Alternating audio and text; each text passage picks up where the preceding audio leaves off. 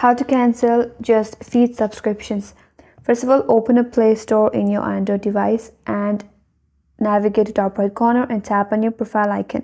From here, tap on Payments and Subscriptions. Now under this piece, again tap on Subscriptions. Once you come into this piece here, you will be able to find the active subscriptions, your expired or cancelled subscriptions, and the history regarding your subscriptions. From there, tap on Active Subscriptions. Now under Active Subscription, you will find the JustFit subscription if you have million subscriptions. From there, you have to tap on JustFit subscriptions. After that, if you navigate at the bottom of the interface, there you'll have a button to cancel the subscriptions. Tap on it. After that, you will have a confirmation box. Confirm